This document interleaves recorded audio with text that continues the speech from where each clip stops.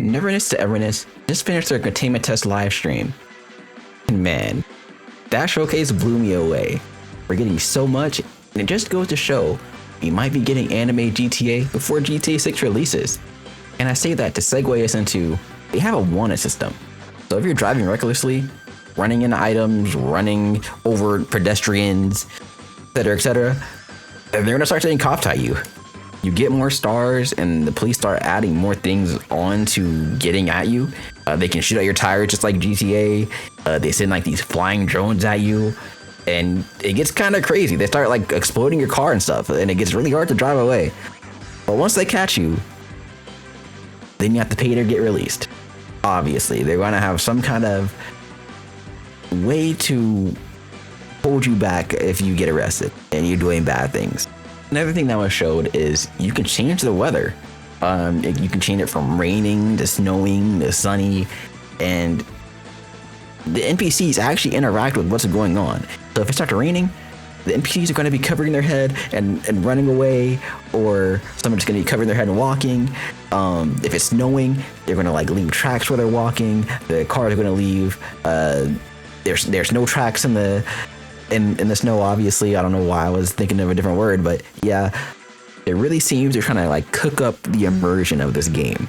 Just because with how the city looks, with how the characters react, and just all the attention and detail that they put into something simple like the weather, it just seems like the game is going to be kind of here for the long run. And to add on to that little long run thing I just said, they're going to have a bunch of side activities.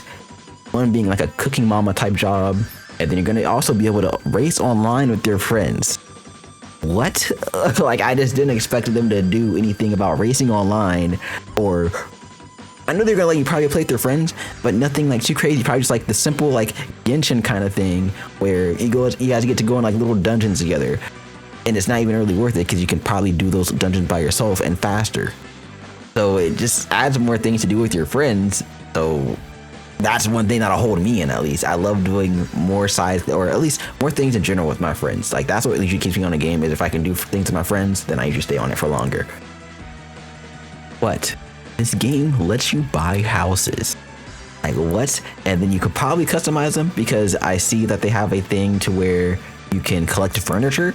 But I just don't know if it's a thing where you can customize, or it's going to be a thing like some other games where it's just like an achievement kind of thing, and they kind of just tease you with it. I'm hoping it's not that. I hope they put more into the housing stuff, but that's really cool to me, at least.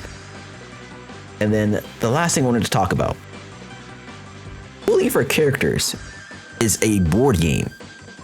What? Like, I can't wrap my head around it not being like a little like wishing thing where you like press it and then you see the animation and then you get the character or weapon or whatever.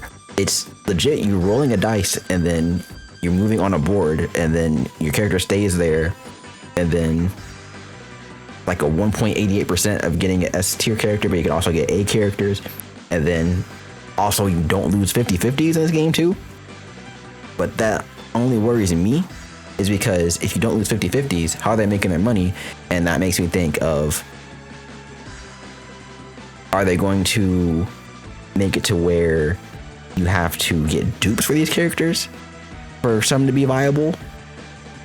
Like, because I hope these S tier characters aren't going to need dupes like that. Like, I really hope they aren't going to need dupes, because if that's the case, then it's not going to really be free to play friendly, and it's going to go back to being how TOF was, because this is the same studio that made TOF, and this game being very power creepy. Please don't make it be like that. I'm like, honestly, I'd rather lose a 50/50 than to get a character and the character not be viable at all. But yeah, that was a Neverness to Everness live stream showcase. I liked it a lot. I'm seeing some people hate on it already. I don't know why. I don't really understand. Maybe you guys can educate me on why people aren't liking this, but I love it. I have faith in this game. So if you want more NTE or Neverness to Everness news, make sure to drop a sub, drop a like, help me with the algorithm, help me get out there, because this is my first video. I have more videos planned, and I'm probably going to be making shorts of my reactions to this, because I was watching a reaction to this thing with my friend, so that's probably going to be going up too alongside this. But again, thanks again so much for watching. And peace, guys.